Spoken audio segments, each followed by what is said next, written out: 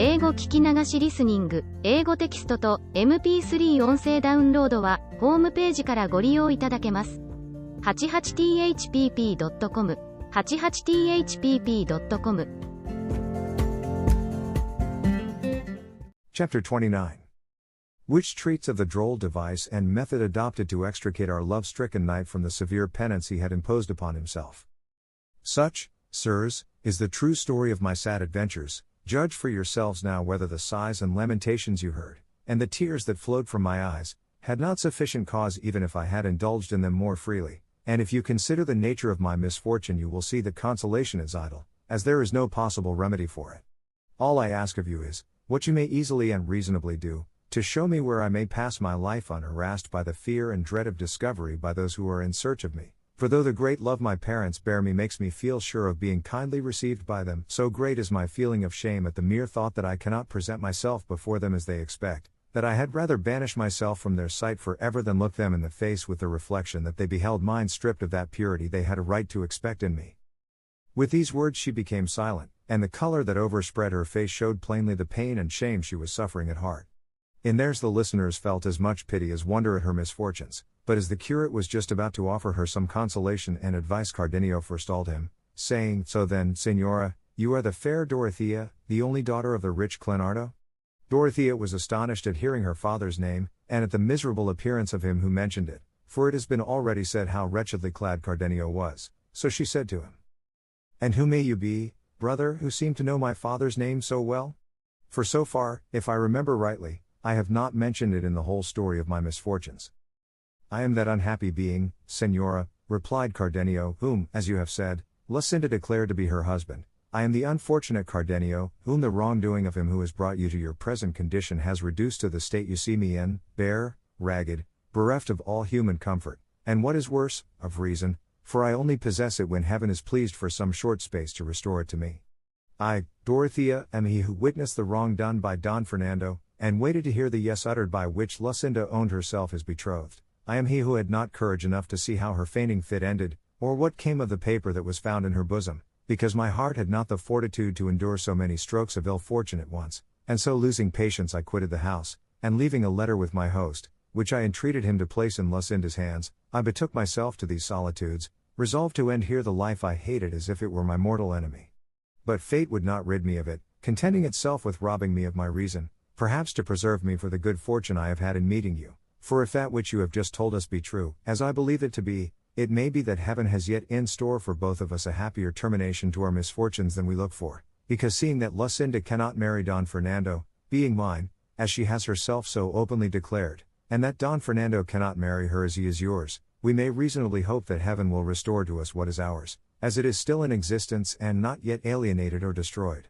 And as we have this consolation springing from no very visionary hope or wild fancy, I entreat you, Signora, to form new resolutions in your better mind, as I mean to do in mine, preparing yourself to look forward to happier fortunes, for I swear to you by the faith of a gentleman and a Christian not to desert you until I see you in possession of Don Fernando, and if I cannot by words induce him to recognize his obligation to you, in that case to avail myself of the right which my rank as a gentleman gives me, and with just cause challenge him on account of the injury he has done you, not regarding my own wrongs, which I shall leave to heaven to avenge, while I on earth devote myself to yours."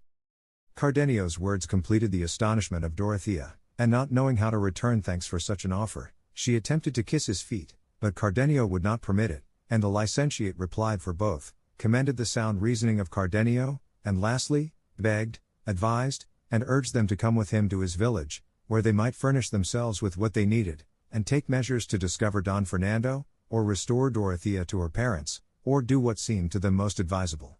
Cardenio and Dorothea thanked him, and accepted the kind offer he made them, and the barber, who had been listening to all attentively and in silence, on his part some kindly words also, and with no less good will than the curate offered his services in any way that might be of use to them. He also explained to them in a few words the object that had brought them there, and the strange nature of Don Quixote's madness, and how they were waiting for his squire, who had gone in search of him. Like the recollection of a dream, the quarrel he had had with Don Quixote came back to Cardenio's memory, and he described it to the others, but he was unable to say what the dispute was about. At this moment they heard a shout, and recognized it as coming from Sancho Panza, who, not finding them where he had left them, was calling aloud to them. They went to meet him, and in answer to their inquiries about Don Quixote, he told them how he had found him stripped to his shirt, lank, yellow, half dead with hunger, and sighing for his lady Dulcinea, and although he had told him that she commanded him to quit that place and come to El Toboso, where she was expecting him, he had answered that he was determined not to appear in the presence of her beauty until he had done deeds to make him worthy of her favor, and if this went on, Sancho said, he ran the risk of not becoming an emperor as in duty bound, or even an archbishop, which was the least he could be, for which reason they ought to consider what was to be done to get him away from there. The licentiate in reply told him not to be uneasy, for they would fetch him away in spite of himself. He then told Cardenio and Dorothea what they had proposed to do to cure Don Quixote, or at any rate take him home, upon which Dorothea said that she could play the distressed damsel better than the barber, especially as she had there the dress in which to do it to the life, and that they might trust to her acting the part in every particular requisite for carrying out their scheme, for she had read a great many books of chivalry, and knew exactly the style in which afflicted damsels begged boons of knights errant. In that case, said the curate, there is nothing more required than to set about it at once, for beyond a doubt fortune is declaring itself in our favor, since it has so unexpectedly begun to open a door for your relief, and smooth the way for us to our object. Dorothea then took out of her pillowcase a complete petticoat of some rich stuff, and a green mantle of some other fine material, and a necklace and other ornaments out of a little box, and with these in an instant she so arrayed herself that she looked like a great and rich lady. All this, and more, she said, she had taken from home in case of need, but that until then she had had no occasion to make use of it. They were all highly delighted with her grace, air, and beauty, and declared Don Fernando to be a man of very little taste when he rejected such charms.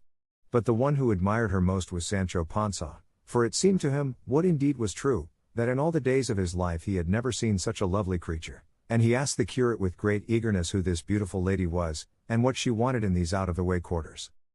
This fair lady, brother Sancho, replied the curate, is no less a personage than the heiress in the direct male line of the great kingdom of Micomicon, who has come in search of your master to beg a boon of him, which is that he redress a wrong or injury that a wicked giant has done her, and from the fame as a good knight which your master has acquired far and wide, this princess has come from Guinea to seek him. A lucky seeking and a lucky finding, said Sancho Panza at this, especially if my master has the good fortune to redress that injury, and right that wrong, and kill that son of a bitch of a giant your worship speaks of, as kill him he will if he meets him, unless, indeed, he happens to be a phantom, for my master has no power at all against phantoms. But one thing among others I would beg of you, Señor Licentiate, which is, that, to prevent my master taking a fancy to be an archbishop, for that is what I'm afraid of, your worship would recommend him to marry this princess at once, for in this way he will be disabled from taking archbishop's orders, and will easily come into his empire, and I to the end of my desires. I have been thinking over the matter carefully, and by what I can make out I find it will not do for me that my master should become an archbishop, because I am no good for the church, as I am married, and for me now, having as I have a wife and children, to set about obtaining dispensations to enable me to hold a place of profit under the church, would be endless work, so that, Señor, it all turns on my master marrying this lady at once, for as yet I do not know her grace, and so I cannot call her by her name. She is called the Princess Micomicona, said the curate, for as her kingdom is Micomicon, it is clear that must be her name. There's no doubt of that, replied Sancho, for I have known many to take their name and title from the place where they were born and call themselves Pedro of Alcala, Juan of Ubeda, and Diego of Valladolid, and it may be that over there in Guinea queens have the same way of taking the names of their kingdoms. So it may, said the curate, and as for your master's marrying, I will do all in my power towards it, with which Sancho was as much pleased as the curate was amazed at his simplicity and at seeing what a hold the absurdities of his master had taken of his fancy, for he had evidently persuaded himself that he was going to be an emperor. By this time Dorothea had seated herself upon the curate's mule, and the barber had fitted the oxtail beard to his face, and they now told Sancho to conduct them to where Don Quixote was, warning him not to say that he knew either the licentiate or the barber, as his master's becoming an emperor entirely depended on his not recognizing them. Neither the curate nor Cardenio, however, thought fit to go with them, Cardenio lest he should remind Don Quixote of the quarrel he had with him, and the curate as there was no necessity for his presence just yet, so they allowed the others to go on before them, while they themselves followed slowly on foot. The curate did not forget to instruct Dorothea how to act, but she said they might make their minds easy, as everything would be done exactly as the books of chivalry required and described. They had gone about 3/4 of a league when they discovered Don Quixote in a wilderness of rocks, by this time clothed, but without his armor, and as soon as Dorothea saw him and was told by Sancho that that was Don Quixote, she whipped her palfrey, the well-bearded barber following her, and on coming up to him her squire sprang from his mule and came forward to receive her in his arms, and she dismounting with great ease of manner advanced to kneel before the feet of Don Quixote, and though he strove to raise her up, she without rising addressed him in this fashion. From this spot I will not rise, valiant and doughty knight, until your goodness and courtesy grant me a boon, which will redound to the honor and renown of your person and render a service to the most disconsolate and afflicted damsel the sun has seen, and if the might of your strong arm corresponds to the repute of your immortal fame, you are bound to aid the helpless being who, led by the savor of your renowned name, hath come from far distant lands to seek your aid in her misfortunes. I will not answer a word, beauteous lady, replied Don Quixote, nor will I listen to anything further concerning you, until you rise from the earth. I will not rise, señor, answered the afflicted damsel, unless of your courtesy the boon I ask is first granted me. I grant and accord it, said Don Quixote, provided without detriment or prejudice to my king, my country, or her who holds the key of my heart and freedom, it may be complied with. It will not be to the detriment or prejudice of any of them, my worthy lord, said the afflicted damsel, and here Sancho Panza drew close to his master's ear and said to him very softly, your worship may very safely grant the boon she asks, it's nothing at all, only to kill a big giant, and she who asks it is the exalted princess Micomicona, queen of the great kingdom of Micomicon of Ethiopia. Let her be who she may, replied Don Quixote, I will do what is my bounden duty, and what my conscience bids me, in conformity with what I have professed, and turning to the damsel he said, let your great beauty rise, for I grant the boon which you would ask of me. Then what I ask, said the damsel, is that your magnanimous person accompany me at once whither I will conduct you, and that you promise not to engage in any other adventure or quest until you have avenged me of a traitor who against all human and divine law, has usurped my kingdom. I repeat that I grant it, replied Don Quixote, and so, lady, you may from this day forth lay aside the melancholy that distresses you, and let your failing hopes gather new life and strength, for with the help of God and of my arm you will soon see yourself restored to your kingdom, and seated upon the throne of your ancient and mighty realm, notwithstanding and despite of the felons who would gainsay it, and now hands to the work, for in delay there is apt to be danger. The distressed damsel strove with much pertinacity to kiss his hands, but Don Quixote, who was in all things a polished and courteous knight, would by no means allow it, but made her rise and embraced her with great courtesy and politeness, and ordered Sancho to look to Rocinante's girths, and to arm him without a moment's delay.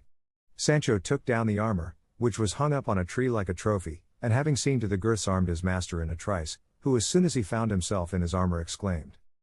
let us be gone in the name of God to bring aid to this great lady.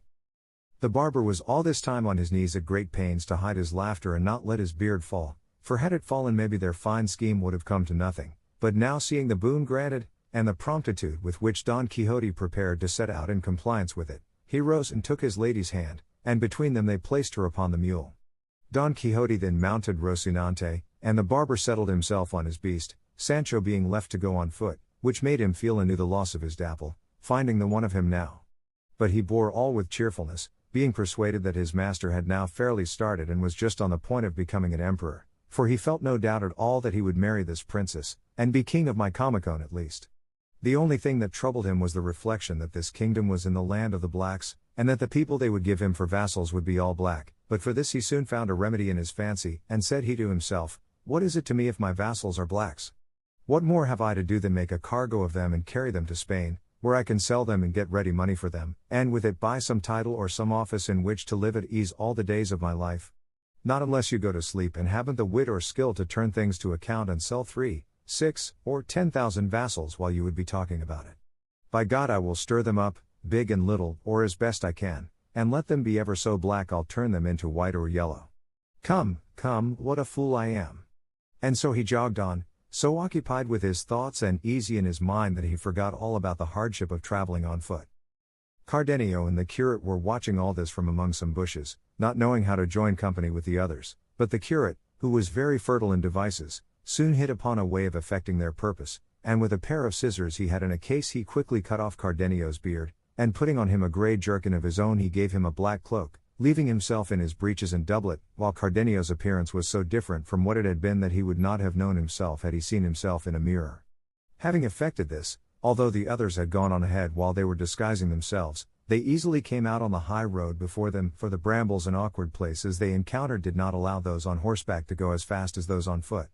They then posted themselves on the level ground at the outlet of the Sierra, and as soon as Don Quixote and his companions emerged from it, the curate began to examine him very deliberately, as though he were striving to recognize him, and after having stared at him for some time he hastened towards him with open arms, exclaiming, "A happy meeting with the mirror of chivalry, my worthy compatriot Don Quixote of La Mancha, the flower and cream of high breeding, the protection and relief of the distressed, the quintessence of knights errant." And so saying he clasped in his arms the knee of Don Quixote's left leg. He, astonished at the stranger's words and behavior, looked at him attentively, and at length recognized him, very much surprised to see him there, and made great efforts to dismount.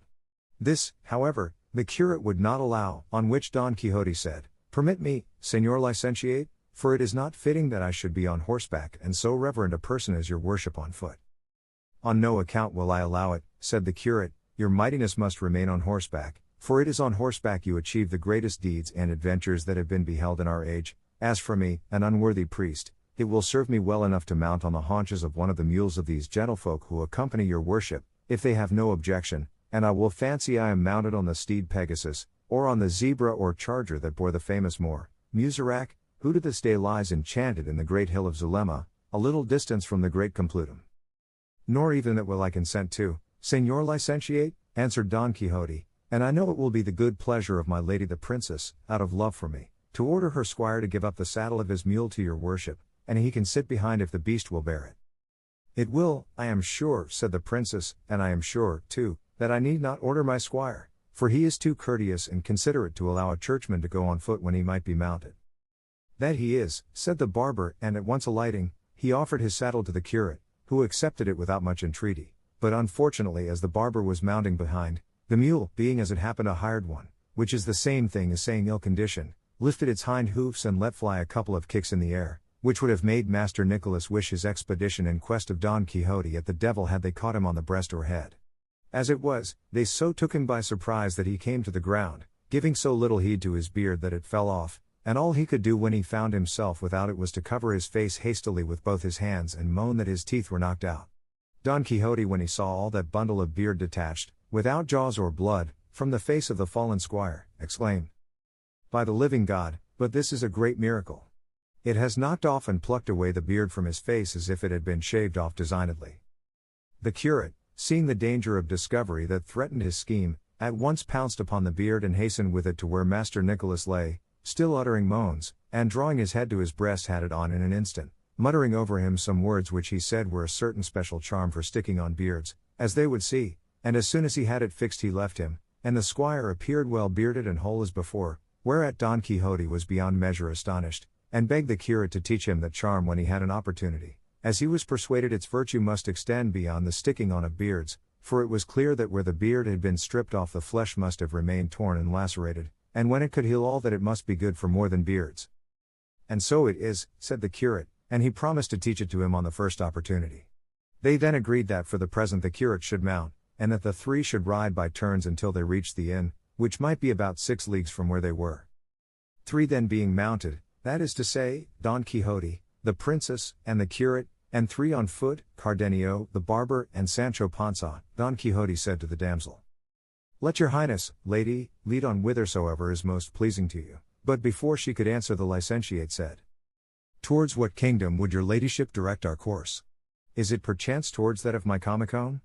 It must be, or else I know little about kingdoms." She, being ready on all points, understood that she was to answer yes, so she said, "Yes, Señor, my way lies towards that kingdom." "In that case," said the curate, "we must pass right through my village, and there your worship will take the road to Cartagena, where you will be able to embark, fortune favoring, and if the wind be fair and the sea smooth and tranquil, in somewhat less than 9 years you may come in sight of the great Lake Meona, I mean Meotides, which is little more than 100 days' journey this side of your highness's kingdom." "Your worship is mistaken, Señor," said she, "for it is not 2 years since I set out from it, and though I never had good weather, nevertheless I am here to behold what I so longed for, and that is my lord Don Quixote of La Mancha, whose fame came to my ears as soon as I set foot in Spain and impelled me to go in search of him, to commend myself to his courtesy, and entrust the justice of my cause to the might of his invincible arm." "Enough, no more praise," said Don Quixote at this, "for I hate all flattery, and though this may not be so, still language of the kind is offensive to my chaste ears. I will only say, Señora, that whether it has might or not, that which it may or may not have shall be devoted to your service even to death, And now, leaving this to its proper season, I would ask the Señor Licentiate to tell me what it is that has brought him into these parts, alone, unattended, and so lightly clad that I am filled with amazement. I will answer that briefly, replied the curate. You must know then, Señor Don Quixote, that Master Nicholas, our friend and barber, and I were going to Seville to receive some money that a relative of mine who went to the Indies many years ago had sent me, and not such a small sum but that it was over 60,000 pieces of 8, full weight, which is something. And passing by this place yesterday we were attacked by 4 footpads, who stripped us even to our beards, and then they stripped off so that the barber found it necessary to put on a false one, and even this young man here pointing to Cardenio, they completely transformed. But the best of it is, the story goes in the neighborhood that those who attacked us belonged to a number of galley slaves who, they say, were set free almost on the very same spot by a man of such valor that, in spite of the commissary and of the guards, he released the whole of them, and beyond all doubt he must have been out of his senses, or he must be as great a scoundrel as they, or some man without heart or conscience to let the wolf loose among the sheep, the fox among the hens, the fly among the honey. He has defrauded justice, and opposed his king and lawful master, for he opposed his just commands. He has, I say, robbed the galleys of their feet, stirred up the holy brotherhood which for many years past has been quiet, and, lastly, has done a deed by which his soul may be lost without any gain to his body. Sancho had told the curate and the barber of the adventure of the galley slaves, which, so much to his glory, his master had achieved, and hence the curate in alluding to it made the most of it to see what would be said or done by Don Quixote, who changed color at every word, not daring to say that it was he who had been the liberator of those worthy people. These, then, said the curate, were they who robbed us, and God in his mercy pardon him who would not let them go to the punishment they deserved. Chapter 30. Which treats of address displayed by the fair Dorothea, with other matters pleasant and amusing. The curate had hardly ceased speaking, when Sancho said, In faith, then, Señor Licentiate, he who did that deed was my master, and it was not for want of my telling him beforehand and warning him to mind what he was about, and that it was a sin to set them at liberty as they were all on the march there because they were special scoundrels. Blockhead, said Don Quixote at this, it is no business or concern of knights errant to inquire whether any persons in affliction, in chains, or oppressed that they may meet on the high roads go that way and suffer as they do because of their faults or because of their misfortunes. It only concerns them to aid them as persons in need of help, having regard to their sufferings and not to their rascalities. I encountered a chaplet or string of miserable and unfortunate people, and did for them what my sense of duty demands of me, and as for the rest be that as it may, and whoever takes objection to it, saving the sacred dignity of the Señor Licentiate and his honored person, I say he knows little about chivalry and lies like a whoreson villain, and this I will give him to know to the fullest extent with my sword. And so saying he settled himself in his stirrups and pressed down his morion, for the barber's basin, which according to him was Mombrino's helmet, he carried hanging at the saddle bow until he could repair the damage done to it by the galley slaves. Dorothea, who was shrewd and sprightly and by this time thoroughly understood Don Quixote's crazy turn, and that all except Sancho Panza were making game of him and not to be behind the rest, said to him, on observing his irritation, Sir Knight, remember the boon you have promised me, and that in accordance with it you must not engage in any other adventure, be it ever so pressing. Come yourself, for if the licentiate had known that the galley slaves had been set free by that unconquered arm he would have stopped his mouth thrice over, or even bitten his tongue 3 times before he would have said a word that tended towards disrespect of your worship. That I swear heartily, said the curate, and I would have even plucked off a mustache. I will hold my peace, Señora, said Don Quixote, and I will curb the natural anger that had arisen in my breast, and will proceed in peace and quietness until I have fulfilled my promise, but in return for this consideration I entreat you to tell me, if you have no objection to do so, what is the nature of your trouble, and how many, who, and what are the persons of whom I am to require due satisfaction, and on whom I am to take vengeance on your behalf? That I will do with all my heart, replied Dorothea, if it will not be wearisome to you to hear of miseries and misfortunes. It will not be wearisome, Señora, said Don Quixote, to which Dorothea replied, well, if that be so, give me your attention. As soon as she said this, Cardenio and the barber drew close to her side, eager to hear what sort of story the quick-witted Dorothea would invent for herself, and Sancho did the same, for he was as much taken in by her as his master, and she having settled herself comfortably in the saddle, and with the help of coughing and other preliminaries taken time to think, began with great sprightliness of manner in this fashion. First of all, I would have you know, sirs, that my name is, and here she stopped for a moment, for she forgot the name the curate had given her, but he came to her relief, seeing what her difficulty was, and said, it is no wonder, Señora, that your highness should be confused and embarrassed in telling the tale of your misfortunes, for such afflictions often have the effect of depriving the sufferers of memory, so that they do not even remember their own names, as is the case now with your ladyship, who has forgotten that she is called the Princess Mycomicona, lawful heiress of the great kingdom of Mycomicone. And with this cue your highness may now recall to your sorrowful recollection all you may wish to tell us. That is the truth, said the damsel, but I think from this on I shall have no need of any prompting, and I shall bring my true story safe into port, and here it is. The king my father, who was called Tinocrio the Sapient, was very learned in what they call magic arts, and became aware by his craft that my mother, who was called Queen Jaramilla, was to die before he did, and that soon after he too was to depart this life, and I was to be left an orphan without father or mother. But all this, he declared, did not so much grieve or distress him as his certain knowledge that a prodigious giant, the lord of a great island close to our kingdom, Panafilando of the Scowl by name, for it is averred that, though his eyes are properly placed and straight, he always looks askew as if he squinted, and this he does out of malignity, to strike fear and terror into those he looks at, that he knew, I say, that this giant on becoming aware of my orphan condition would overrun my kingdom with a mighty force and strip me of all, not leaving me even a small village to shelter me, but that I could avoid all this ruin and misfortune if I were willing to marry him. However, as far as he could see, he never expected that I would consent to a marriage so unequal, and he said no more than the truth in this, for it has never entered my mind to marry that giant, or any other, let him be ever so great or enormous. My father said, too, that when he was dead, and I saw Panafilando about to invade my kingdom, I was not to wait and attempt to defend myself, for that would be destructive to me, but that I should leave the kingdom entirely open to him if I wished to avoid the death and total destruction of my good and loyal vassals, for there would be no possibility of defending myself against the giant's devilish power, and that I should at once with some of my followers set out for Spain, where I should obtain relief in my distress on finding a certain knight-errant whose fame by that time would extend over the whole kingdom, and who would be called, if I remember rightly, Don Azote or Don Gigot. Don Quixote, he must have said, Señora, observed Sancho at this, otherwise called the Knight of the Rueful Countenance. That is it, said Dorothea. He said, moreover, that he would be tall of stature and lank-featured, and that on his right side under the left shoulder, or thereabouts, he would have a grey mole with hairs like bristles. On hearing this, Don Quixote said to his squire, Here, Sancho my son, bear a hand and help me to strip, for I want to see if I am the knight that sage king foretold. What does your worship want to strip for? Said Dorothea. To see if I have that mole your father spoke of, answered Don Quixote. There is no occasion to strip, said Sancho, for I know your worship has just such a mole on the middle of your backbone, which is the mark of a strong man.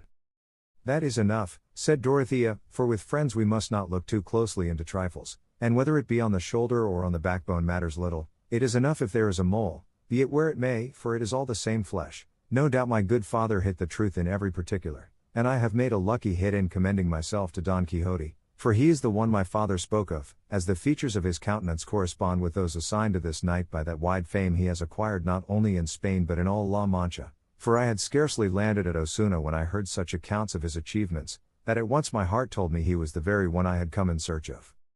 But how did you land at Osuna, Señora, asked Don Quixote, when it is not a seaport? But before Dorothea could reply the curate anticipated her, saying, The princess meant to say that after she had landed at Malaga the first place where she heard of your worship was Osuna. That is what I meant to say, said Dorothea. And that would be only natural, said the curate. Will your majesty please proceed? There is no more to add, said Dorothea, save that in finding Don Quixote I have had such good fortune, that I already reckon and regard myself queen and mistress of my entire dominions, since of his courtesy and magnanimity he has granted me the boon of accompanying me whithersoever I may conduct him, which will be only to bring him face to face with Panafilando of the Scowl, that he may slay him and restore to me what has been unjustly usurped by him, for all this must come to pass satisfactorily since my good father Tinocrio the Sapient foretold it, who likewise left it declared in writing in Chaldee or Greek characters, for I cannot read them, that if this predicted knight, after having cut the giant's throat, should be disposed to marry me I was to offer myself at once without demur as his lawful wife, and yield him possession of my kingdom together with my person. What thinkest thou now, friend Sancho? Said Don Quixote at this. Hearest thou that? Did I not tell thee so? See how we have already got a kingdom to govern and a queen to marry. On my oath it is so, said Sancho, and foul fortune to him who won't marry after slitting Señor Pandahilado's windpipe. And then, how ill-favored the queen is. I wish the fleas in my bed were that sort. And so saying he cut a couple of capers in the air with every sign of extreme satisfaction, and then ran to seize the bridle of Dorothea's mule, and checking it fell on his knees before her, begging her to give him her hand to kiss in token of his acknowledgement of her as his queen and mistress. Which of the bystanders could have helped laughing to see the madness of the master and the simplicity of the servant? Dorothea therefore gave her hand, and promised to make him a great lord in her kingdom, when heaven should be so good as to permit her to recover and enjoy it, for which Sancho returned thanks in words that set them all laughing again. This, sirs, continued Dorothea, is my story. It only remains to tell you that of all the attendants I took with me from my kingdom I have none left except this well-bearded squire, for all were drowned in a great tempest we encountered when in sight of port, and he and I came to land on a couple of planks as if by a miracle, and indeed the whole course of my life is a miracle and a mystery as you may have observed, and if I have been over-minuted in any respect or not as precise as I ought, let it be accounted for by what the licentiate said at the beginning of my tale, that constant and excessive troubles deprive the sufferers of their memory. They shall not deprive me of mine, exalted and worthy princess, said Don Quixote, however great and unexampled those which I shall endure in your service may be, and here I confirm anew the boon I have promised you, and I swear to go with you to the end of the world until I find myself in the presence of your fierce enemy, whose haughty head I trust by the aid of my arm to cut off with the edge of this, I will not say good sword, thanks to Gines de Pasamonte who carried away mine. This he said between his teeth, and then continued, and when it has been cut off, and you have been put in peaceful possession of your realm, it shall be left to your own decision to dispose of your person as may be most pleasing to you. For so long as my memory is occupied, my will enslaved, and my understanding enthralled by her, I say no more, it is impossible for me for a moment to contemplate marriage, even with a phoenix. The last words of his master about not wanting to marry were so disagreeable to Sancho that raising his voice he exclaimed with great irritation, "By my oath, Señor Don Quixote, you are not in your right senses, for how can your worship possibly object to marrying such an exalted princess as this? Do you think fortune will offer you behind every stone such a piece of luck as is offered you now? Is my lady Dulcinea fairer, perchance? Not she, nor half as fair, and I will even go so far as to say she does not come up to the shoe of this one here. A poor chance I have of getting that county I am waiting for if your worship goes looking for dainties in the bottom of the sea. In the devil's name, marry, marry, and take this kingdom that comes to hand without any trouble, and when you are king make me a marquis or governor of a province, and for the rest let the devil take it all." Don Quixote, when he heard such blasphemies uttered against his lady Dulcinea, could not endure it, and lifting his pike, without saying anything to Sancho or uttering a word, he gave him 2 such thwacks that he brought him to the ground, and had it not been that Dorothea cried out to him to spare him he would have no doubt taken his life on the spot. "Do you think," he said to him after a pause, "you scurvy clown, that you are to be always interfering with me, and that you are to be always offending and I always pardoning? Don't fancy it, impious scoundrel, for that beyond a doubt thou art, since thou hast set thy tongue going against the peerless Dulcinea. Know you not, lout, vagabond, beggar, that were it not for the might that she infuses into my arm I should not have strength enough to kill a flea? Say, scoffer with a viper's tongue, what think you has won this kingdom and cut off this giant's head and made you a marquis? For all this I count as already accomplished and decided, but the might of Dulcinea, employing my arm as the instrument of her achievements? She fights in me and conquers in me, and I live and breathe in her, and owe my life and being to her. O whoreson scoundrel, how ungrateful you are! You see yourself raised from the dust of the earth to be a titled lord, and the return you make for so great a benefit is to speak evil of her who has conferred it upon you." Sancho was not so stunned but that he heard all his master said, and rising with some degree of nimbleness he ran to place himself behind Dorothea's palfrey, and from that position he said to his master, "Tell me, Señor, if your worship is resolved not to marry this great princess, it is plain the kingdom will not be yours, and not being so, how can you bestow favors upon me? That is what I complain of.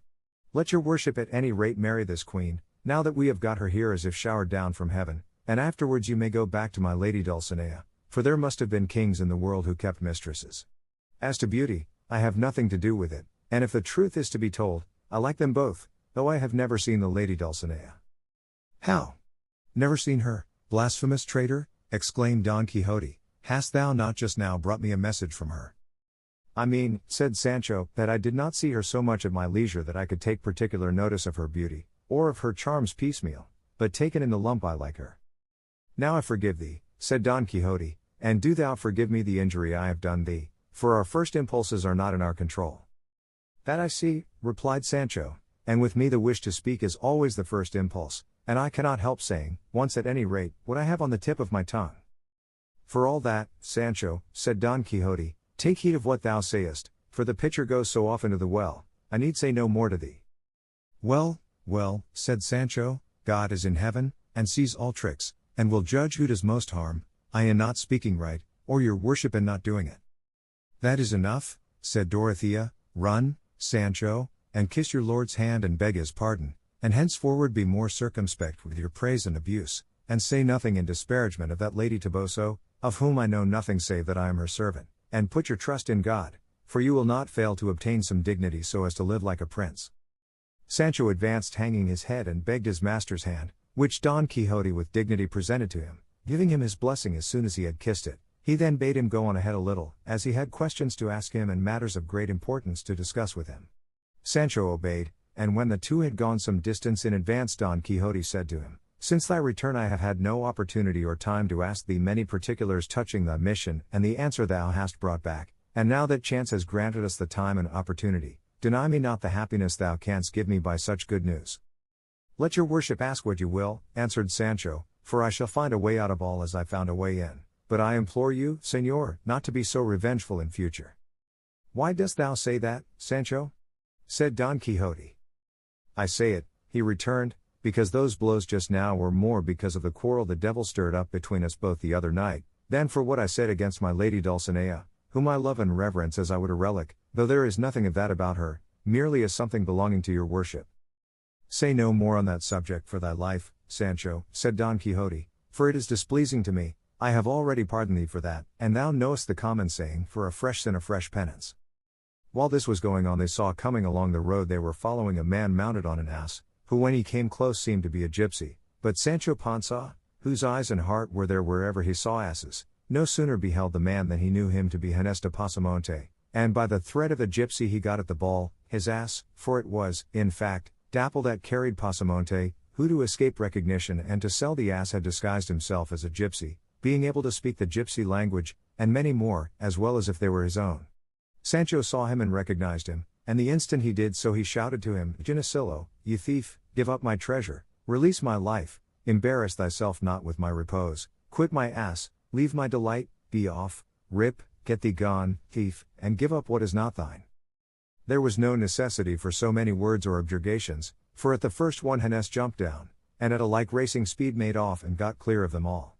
Sancho hastened to his Dapple, and embracing him he said, How hast thou fared, my blessing, Dapple of my eyes, my comrade? All the while kissing him and caressing him as if he were a human being. The ass held his peace, and let himself be kissed and caressed by Sancho without answering a single word. They all came up and congratulated him on having found Dapple, Don Quixote especially, who told him that notwithstanding this he would not cancel the order for the 3 ass colts, for which Sancho thanked him. While the two had been going along conversing in this fashion, the curate observed to Dorothea that she had shown great cleverness, as well in the story itself as in its conciseness, and the resemblance it bore to those of the books of chivalry. She said that she had many times amused herself reading them, but that she did not know the situation of the provinces or seaports, and so she had said at haphazard that she had landed at Osuna. So I saw, said the curate, and for that reason I made haste to say what I did, by which it was all set right. But is it not a strange thing to see how readily this unhappy gentleman believes all these figments and lies, simply because they are in the style and manner of the absurdities of his books? So it is, said Cardenio, and so uncommon and unexampled, that were one to attempt to invent and concoct it in fiction, I doubt if there be any wit keen enough to imagine it. But another strange thing about it, said the curate, is that, apart from the silly things which this worthy gentleman says in connection with his craze, when other subjects are dealt with, he can discuss them in a perfectly rational manner, showing that his mind is quite clear and composed, so that, provided his chivalry is not touched upon, no one would take him to be anything but a man of thoroughly sound understanding. While they were holding this conversation Don Quixote continued his with Sancho, saying, Friend Panza, let us forgive and forget as to our quarrels, and tell me now, dismissing anger and irritation, where, how, and when didst thou find Dulcinea? What was she doing? What didst thou say to her? What did she answer? How did she look when she was reading my letter? Who copied it out for thee? And everything in the matter that seems to thee worth knowing, asking, and learning, neither adding nor falsifying to give me pleasure, nor yet curtailing lest you should deprive me of it. Señor, replied Sancho, If the truth is to be told, nobody copied out the letter for me, for I carried no letter at all. It is as thou sayest, said Don Quixote, for the notebook in which I wrote it I found in my own possession 2 days after thy departure, which gave me very great vexation, as I knew not what thou wouldst do on finding thyself without any letter, and I made sure thou wouldst return from the place where thou didst first miss it. So I should have done, said Sancho, if I had not got it by heart when your worship read it to me, so that I repeated it to a sacristan, who copied it out for me from hearing it, so exactly that he said in all the days of his life, though he had read many a letter of excommunication, he had never seen or read so pretty a letter as that. And hast thou got it still in thy memory, Sancho? Said Don Quixote. No, señor, replied Sancho, for as soon as I had repeated it, seeing there was no further use for it, I set about forgetting it, and if I recollect any of it, it is that about scrubbing, I mean to say sovereign lady, and the endures till death, the knight of the rueful countenance, and between these two I put into it more than 300 my souls and my life's in my eyes. Chapter 31. Of the delectable discussion between Don Quixote and Sancho Panza, his squire, together with other incidents. All that is not unsatisfactory to me, said Don Quixote. Go on, thou didst reach her, and what was that Queen of Beauty doing? Surely thou didst find her stringing pearls, or embroidering some device in gold thread for this her enslaved knight. I did not, said Sancho, but I found her winnowing 2 bushels of wheat in the yard of her house. Then depend upon it, said Don Quixote, the grains of that wheat were pearls when touched by her hands, and didst thou look, friend? Was it white wheat or brown? It was neither, but red, said Sancho.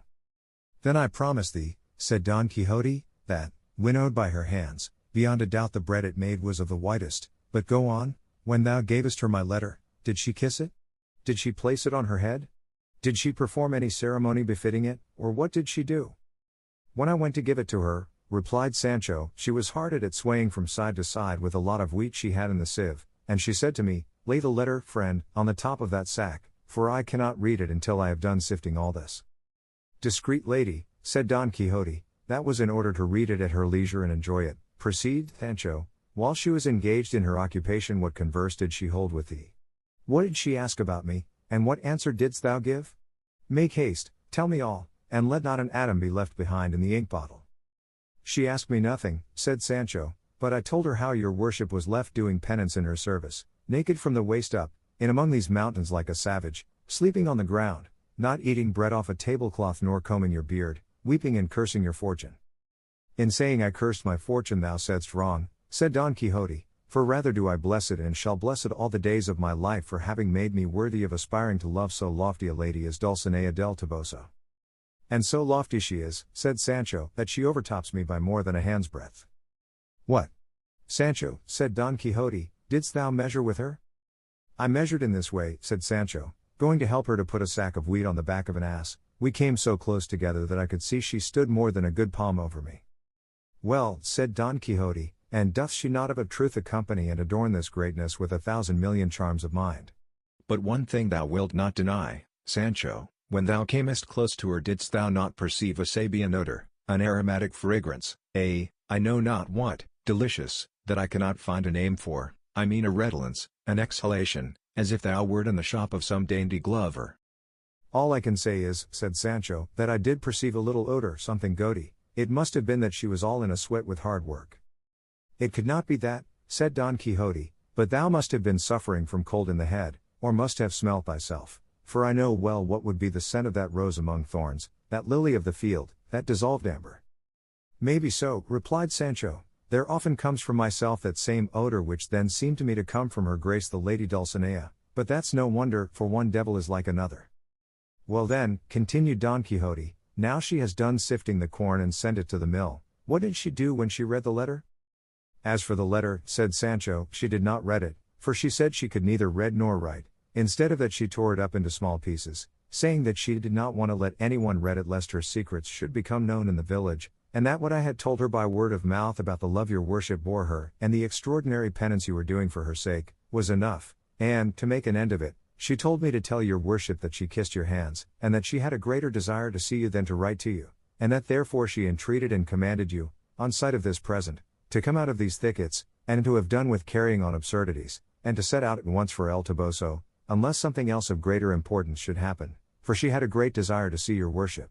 She laughed greatly when I told her how your worship was called the Knight of the Rueful Countenance. I asked her if that Biscayne the other day had been there, and she told me he had, and that he was an honest fellow. I asked her too about the galley slaves, but she said she had not seen any as yet. So far all goes well, said Don Quixote, but tell me what jewel was it that she gave thee on taking thy leave, in return for thy tidings of me? For it is a usual and ancient custom with knights and ladies errant to give the squires, damsels, or dwarfs who bring tidings of their ladies to the knights, or of their knights to the ladies, some rich jewel as a guerdon for good news, and acknowledgment of the message. That is very likely, said Sancho, and a good custom it was, to my mind, but that must have been in days gone by, for now it would seem to be the custom only to give a piece of bread and cheese, because that was what my lady Dulcinea gave me over the top of the yard wall when I took leave of her, and more by token it was sheep's milk cheese. She is generous in the extreme, said Don Quixote, and if she did not give thee a jewel of gold, no doubt it must have been because she had not one to hand there to give thee, but sleeves are good after Easter, I shall see her and all shall be made right. But knowest thou what amazes me, Sancho? It seems to me thou must have gone and come through the air, for thou hast taken but little more than 3 days to go to El Toboso and return, though it is more than 30 leagues from here to there. From which I am inclined to think that the sage magician who is my friend, and watches over my interests, for of necessity there is and must be one, or else I should not be a right knight-errant, that this same, I say, must have helped thee to travel without thy knowledge, for some of these sages will catch up a knight-errant sleeping in his bed, and without his knowing how or in what way it happened, he wakes up the next day more than 1,000 leagues away from the place where he went to sleep. And if it were not for this, knights-errant would not be able to give aid to one another in peril, as they do at every turn.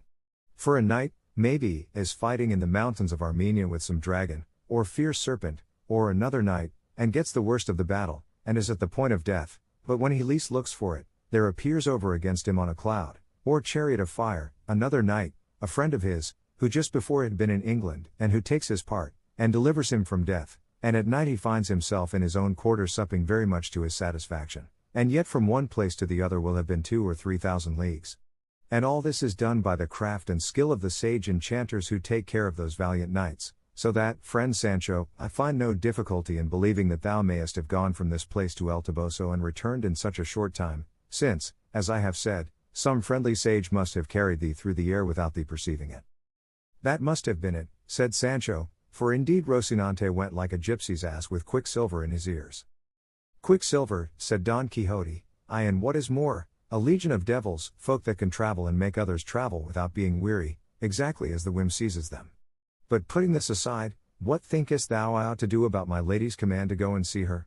For though I feel that I am bound to obey her mandate, I feel too that I am debarred by the boon I have accorded to the princess that accompanies us, and the law of chivalry compels me to have regard for my word in preference to my inclination. On the one hand the desire to see my lady pursues and harasses me, on the other my solemn promise and the glory I shall win in this enterprise urge and call me, but what I think I shall do is to travel with all speed and reach quickly the place where this giant is, and on my arrival I shall cut off his head, and establish the princess peacefully in her realm, and forthwith I shall return to behold the light that lightens my senses, to whom I shall make such excuses that she will be led to approve of my delay, for she will see that it entirely tends to increase her glory and fame, for all that I have won, am winning, or shall win by arms in this life, comes to me of the favor she extends to me, and because I am hers.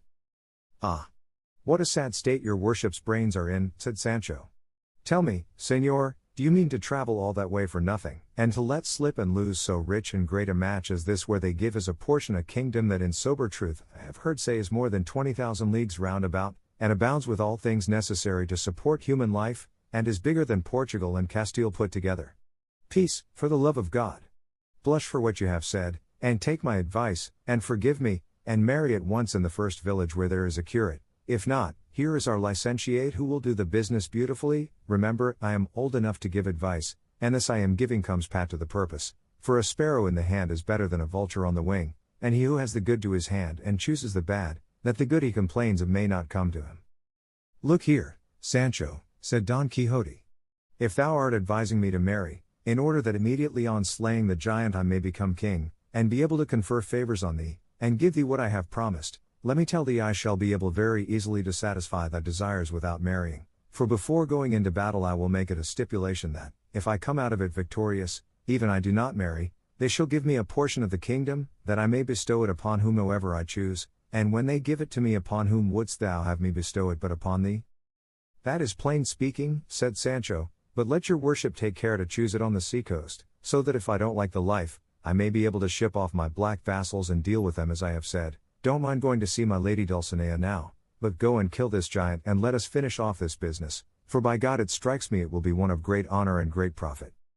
I hold thou art in the right of it, Sancho, said Don Quixote, and I will take thy advice as to accompanying the princess before going to see Dulcinea, but I counsel thee not to say anything to any one, or to those who are with us, about what we have considered and discussed, for as Dulcinea is so decorous that she does not wish her thoughts to be known, it is not right that I or anyone for me should disclose them. Well then, if that be so, said Sancho, how is it that your worship makes all those you overcome by your arm go to present themselves before my lady Dulcinea, this being the same thing as signing your name to it that you love her and are her lover? And as those who go must perforce kneel before her and say they come from your worship to submit themselves to her, how can the thoughts of both of you be hid? Oh, silly and simple thou art, said Don Quixote, seest thou not, Sancho, that this tends to her greater exaltation? For thou must know that according to our way of thinking in chivalry, it is a high honor to a lady to have many knights errant in her service, whose thoughts never go beyond serving her for her own sake, and who look for no other reward for their great and true devotion than that she should be willing to accept them as her knights. It is with that kind of love, said Sancho, I have heard preachers say we ought to love our Lord, for himself alone, without being moved by the hope of glory or the fear of punishment, though for my part, I would rather love and serve him for what he could do. The devil take thee for a clown, said Don Quixote, and what shrewd things thou sayest at times. One would think thou hadst studied. In faith, then, I cannot even read. Master Nicholas here called out to them to wait a while, as they wanted to halt and drink at a little spring there was there. Don Quixote drew up, not a little to the satisfaction of Sancho, for he was by this time weary of telling so many lies, and in dread of his master catching him tripping, for though he knew that Dulcinea was a peasant girl of El Toboso, he had never seen her in all his life. Cardenio had now put on the clothes which Dorothea was wearing when they found her, and though they were not very good, they were far better than those he put off. They dismounted together by the side of the spring, and with what the curate had provided himself with at the inn they appeased, though not very well, the keen appetite they all of them brought with them. While they were so employed there happened to come by a youth passing on his way, who stopping to examine the party at the spring, the next moment ran to Don Quixote and clasping him round the legs, began to weep freely, saying, Oh, Señor, do you not know me? Look at me well, I am that lad Andres that your worship released from the oak tree where I was tied. Don Quixote recognized him, and taking his hand he turned to those present and said, That your worships may see how important it is to have knights errant to redress the wrongs and injuries done by tyrannical and wicked men in this world, I may tell you that some days ago passing through a wood, I heard cries and piteous complaints as of a person in pain and distress. I immediately hastened, impelled by my bounden duty, to the quarter whence the plaintive accents seemed to me to proceed, and I found tied to an oak this lad who now stands before you, which in my heart I rejoice at, for his testimony will not permit me to depart from the truth in any particular. He was, I say, tied to an oak, naked from the waist up, and a clown, whom I afterwards found to be his master, was scarifying him by lashes with the reins of his mare. As soon as I saw him I asked the reason of so cruel a flagellation. The boor replied that he was flogging him because he was his servant and because of carelessness that proceeded rather from dishonesty than stupidity, on which this boy said, Señor, he flogs me only because I ask for my wages. The master made I know not what speeches and explanations, which, though I listened to them, I did not accept. In short, I compelled the clown to unbind him, and to swear he would take him with him, and pay him real by real, and perfumed into the bargain. Is not all this true, Andres my son? Didst thou not mark with what authority I commanded him, and with what humility he promised to do all I enjoined, specified, and required of him? Answer without hesitation, tell these gentlemen what took place, that they may see that it is as great an advantage as I say to have knights errant abroad. All that your worship has said is quite true, answered the lad, but the end of the business turned out just the opposite of what your worship supposes. How? The opposite? Said Don Quixote, did not the clown pay thee then? Not only did he not pay me, replied the lad, but as soon as your worship had passed out of the wood and we were alone, he tied me up again to the same oak and gave me a fresh flogging, that left me like a flayed Saint Bartholomew, and every stroke he gave me he followed up with some jest or jibe about having made a fool of your worship, and but for the pain I was suffering I should have laughed at the things he said. In short he left me in such a condition that I have been until now in a hospital getting cured of the injuries which that rascally clown inflicted on me then, for all which your worship is to blame, for if you had gone your own way and not come where there was no call for you, nor meddled in other people's affairs, my master would have been content with giving me 1 or 2 dozen lashes, and would have then loosed me and paid me what he owed me. But when your worship abused him so out of measure, and gave him so many hard words, his anger was kindled, and as he could not revenge himself on you, as soon as he saw you had left him, the storm burst upon me in such a way, that I feel as if I should never be a man again.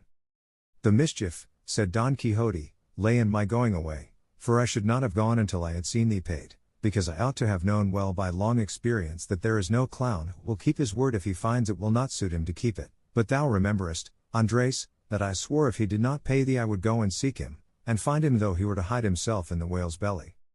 That is true, said Andres, but it was of no use. Thou shalt see now whether it is of use or not, said Don Quixote, and so saying, he got up hastily and bade Sancho bridle Rocinante, who was browsing while they were eating. Dorothea asked him what he meant to do.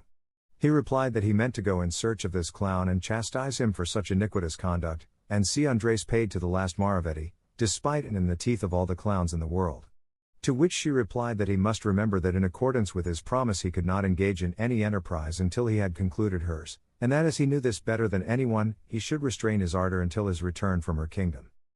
That is true, said Don Quixote, and Andres must have patience until my return as you say, Señora, but I once more swear and promise not to stop until I have seen him avenged and paid. I have no faith in those oaths, said Andres. I would rather have now something to help me to get to Seville than all the revenges in the world. If you have here anything to eat that I can take with me, give it me, and God be with your worship and all knights errant, and may their errands turn out as well for themselves as they have for me. Sancho took out from his store a piece of bread and another of cheese, and giving them to the lad he said, Here, take this, brother Andres, for we have all of us a share in your misfortune.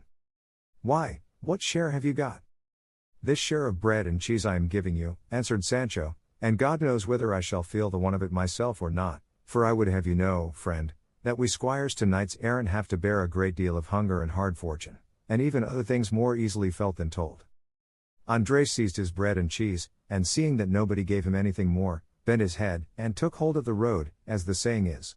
However, before leaving he said, For the love of God, Sir Knight errant, if you ever meet me again, though you may see them cutting me to pieces, give me no aid or succor, but leave me to my misfortune, which will not be so great but that a greater will come to me by being helped by your worship, on whom and all the knights errant that have ever been born God send his curse.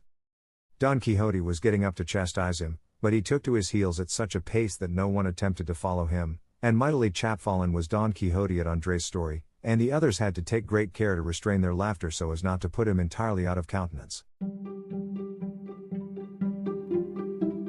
物語の続きは、ホームページからお聞きいただけます。また、テキスト、MP3 ダウンロードも合わせてご利用ください。88thpp.com